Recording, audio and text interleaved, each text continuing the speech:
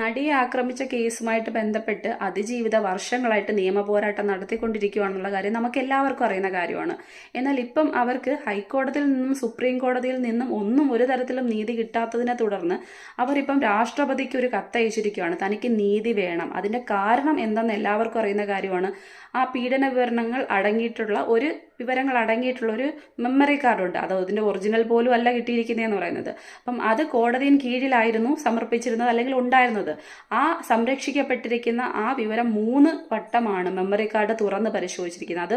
അതുമായി ബന്ധപ്പെട്ട ഉദ്യോഗസ്ഥർ തന്നെയാണ്. ഈ ഒരു വിവരത്തിൽ തനിക്ക് നീതി കിട്ടണം, കാരണം അതിൽ ഉള്ളത് അവരുടെ അഭിമാനവുമായി ബന്ധപ്പെട്ട കാര്യങ്ങളാണ്. അപ്പം സ്വാഭാവികമായിട്ടും അതിനെതിരെ അവർ കേസ് കൊടുത്തിട്ടും നിയമ പോരാട്ടം നടത്തിയിട്ടും യാതൊരു തരത്തിലും അവർക്ക് നീതി ലഭിച്ചില്ല. അതുകൊണ്ട് ഇപ്പം ഈ പറയുന്ന രാഷ്ട്രപതിയുടെ മുന്നിലേക്ക് പോകേണ്ട ഗതികേടാണ് അവർക്ക് വന്നിരിക്കുന്നത്. അപ്പം നമ്മൾ ആലോചിക്കണം, നമ്മുടെ ഈ പറയുന്ന നിയമവും അല്ലെങ്കിൽ ബാക്കി കാര്യങ്ങൾ